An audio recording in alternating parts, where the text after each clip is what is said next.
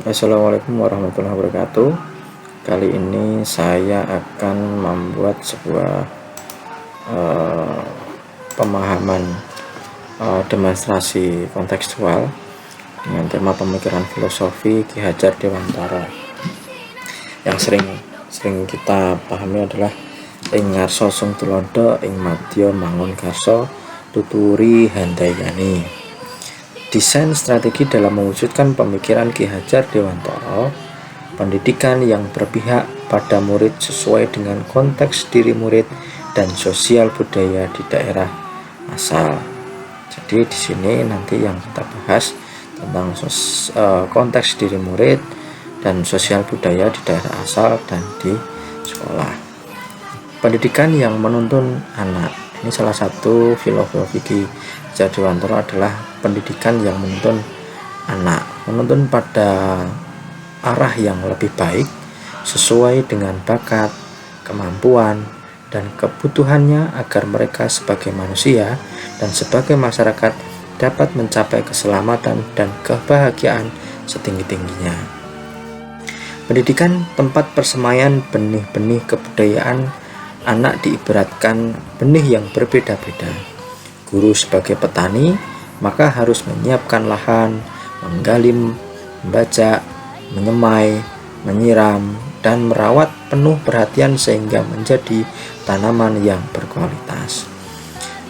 Menuntun anak yang dimaksud di sini adalah kita sebagai guru menuntun atau mengarahkan apa yang diinginkan siswa, misalnya cita-citanya di sini kalau misalnya jurusan multimedia itu bisa jadi seorang desainer grafis, konten kreator, fotografer, kemudian videografer.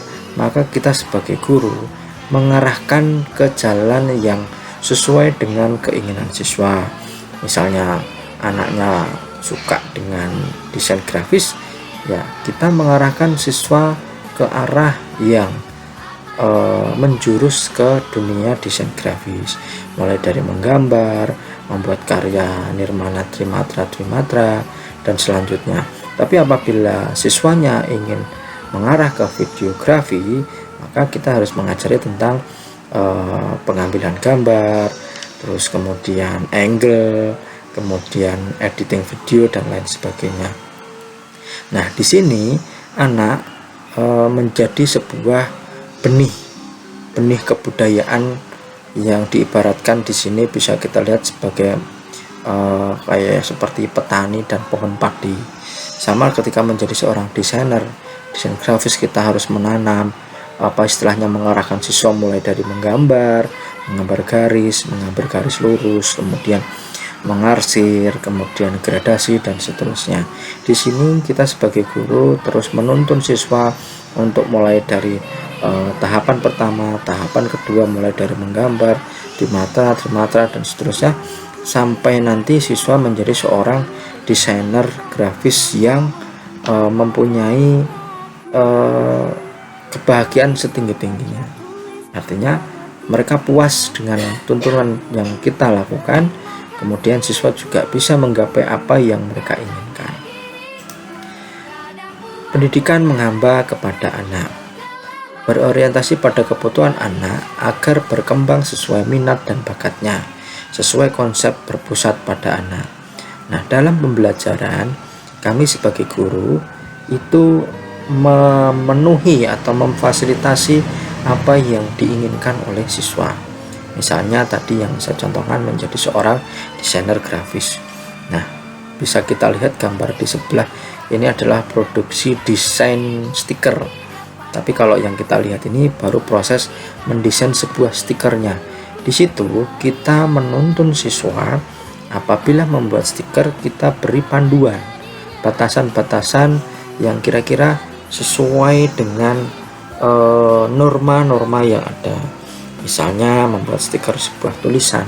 Nah, tulisan yang dibuat di sini harus sesuai normanya. Jangan sampai ketika siswa mendesain stiker tetapi desain tulisannya kurang menarik, kemudian tidak sesuai dengan budaya seperti itu.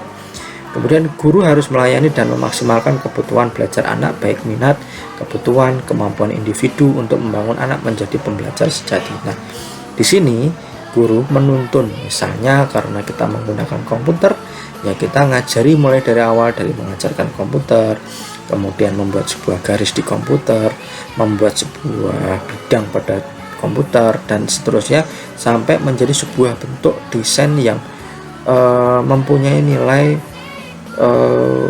estetika yang menarik. Produksi yang dikerjakan anak-anak sebenarnya tidak hanya stiker, ada beberapa produk yang lain. Kita hanya sebagai guru memfasilitasi dan melayani. Bapak, saya ingin membuat sebuah mug, saya ingin membuat desain tentang gantungan kunci, saya ingin desain tentang misalnya kaos custom dan seterusnya. Banyak sekali produk yang yang ada di sekolah kami, dan kita hanya memfasilitasi dan menuntun anak-anak, dan semuanya menyesuaikan apa yang diinginkan oleh siswa.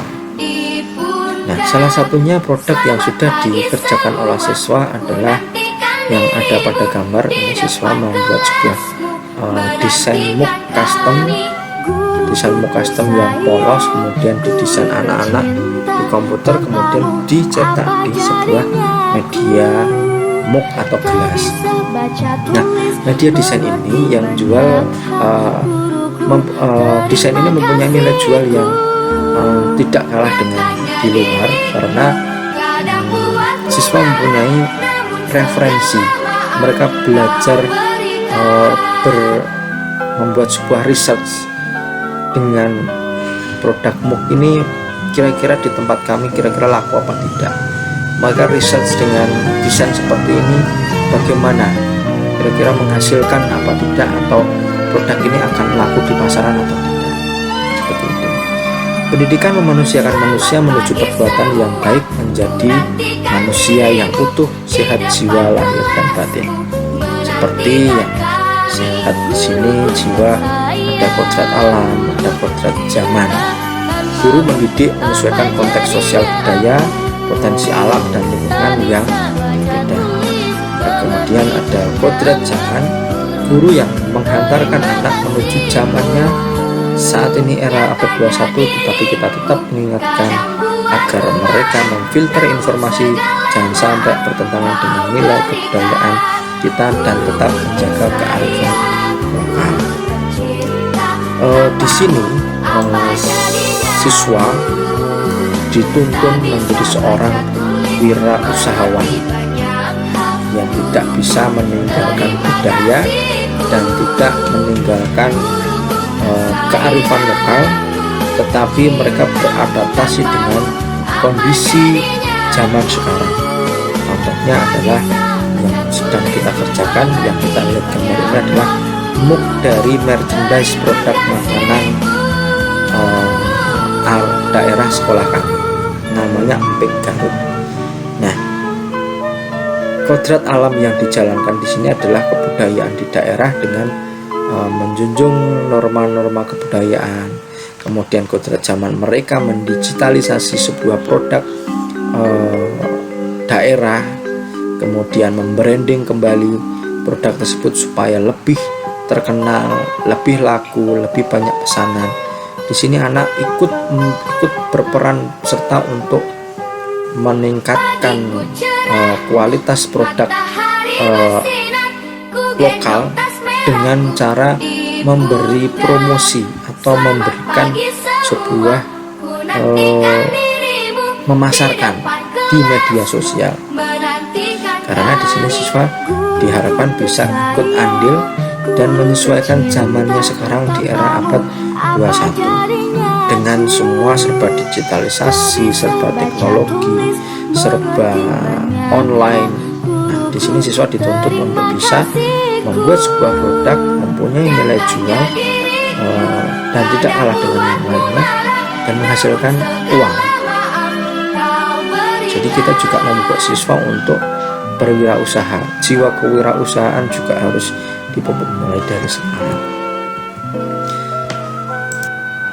Selanjutnya adalah penerapan filosofi Ki Hajar Dewantara di sekolah. Salah satunya adalah patut diri.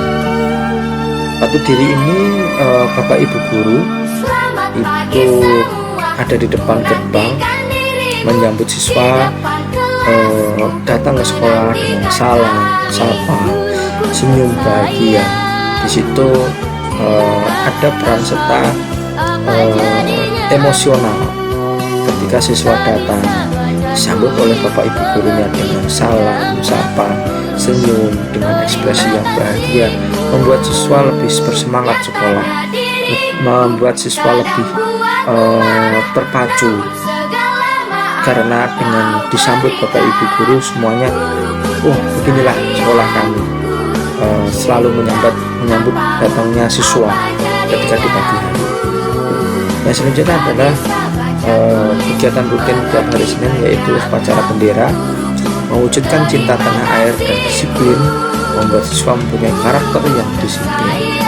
Ini jelas karena mulai dari baris berbaris, kemudian menjadi seorang karakter Pancasilais, kalau yang sekarang bilang lebih Pancasilais, kemudian berkarakter. Nah, di sini siswa juga belajar disiplin.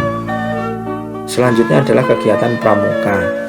Dengan kegiatan pramuka, siswa dapat membentuk karakter yang kuat dan mandiri.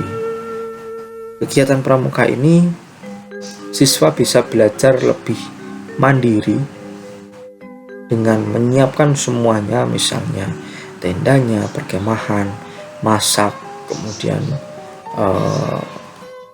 kegiatan yang lain yang berhubungannya dengan kemandirian siswa.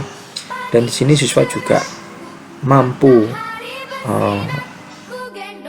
mempunyai karakter yang kuat, di mana dengan adanya pramuka siswa juga lebih kuat dan mandiri. Kemudian ada market day.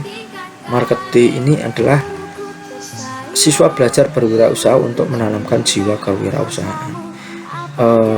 Di tempat kami ada program market day, di mana siswa mempunyai produk yang harus dijual, kemudian baik itu produk dari luar, baik itu produk dari hasil praktek mereka sendiri, termasuk mug, kemudian kaos dan lain sebagainya, dijual ketika ada jadwal market day, di mana siswa ini diajarkan untuk berwirausaha, mulai dari membuat sebuah produknya, kemudian mempromosikannya, kemudian menjual, sampai pembukuan yang dari modal, laba rugi, dan semuanya harus dibukukan, kemudian nanti dilaporkan. Dengan begitu siswa mempunyai jiwa wirausaha, dan ketika nanti lulus sekolah SMK, mereka bisa bersaing di luar sana dengan kondisi yang siswa sudah mempunyai jiwa kewirausahaan dan mereka siap bersaing. Kemudian program selanjutnya adalah Jumat Bersih, di mana penanaman karakter cinta lingkungan sekolah baik di kelas maupun di ruang praktek. Nah, di sini yang saya contohkan adalah di ruang praktek. Di ruang praktek, di kebiasaan kami itu datang ke sekolah, masuk lab dengan menggunakan baju praktek, sepatu dilepas, kemudian membersihkan lab sebelum pembelajaran dimulai. Setelah pembelajaran dimulai, alat praktek, kemudian kursi dan lain sebagainya harus kembali bersih dan rapi kembali, supaya di jam berikutnya kelas yang lain juga bisa praktek dengan kondisi yang bersih. Kemudian selanjutnya adalah tantangan dan solusi dalam menerapkan pemikiran Ki Hajar Dewantara sesuai dengan konteks kelas dan sekolah. Di tempat kami tantangannya, khususnya di jurusan DKV, itu kurangnya dukungan orang tua siswa dalam program sekolah. Salah satunya adalah untuk pembelajaran di rumah, siswa diharapkan mempunyai laptop atau personal komputer untuk belajar desain di rumah. Siswa kami kebanyakan tidak mempunyai laptop atau komputer, dan kami mengalami hambatan ketika praktek di sekolah karena terbatasnya alat praktek. Nah, karena hambatan itu atau tantangan ini, kita dari pihak sekolah mendatangkan orang tua, komite, kemudian bermusyawarah dengan kondisi seorang desainer, seorang konten kreator, fotografi, videografi. Siswa untuk supaya lebih maksimal, maka harus mempunyai laptop atau PC di rumah. Dengan begitu, ketika Bapak Ibu guru memberikan pekerjaan rumah, maka siswa bisa lanjut belajar di rumah dengan memberikan laptop untuk siswa, untuk anak-anaknya. Jadi orang tua memfasilitasi laptop atau PC di rumah. Dengan begitu, maka hasil dari belajar akan lebih maksimal ketika siswa juga ikut belajar di rumah. Begitu. Saya kira itu. Terima kasih. Mohon maaf apabila ada salah kata. Mohon maaf, mohon masukannya. Terima kasih. Semoga bermanfaat. Assalamualaikum warahmatullahi wabarakatuh.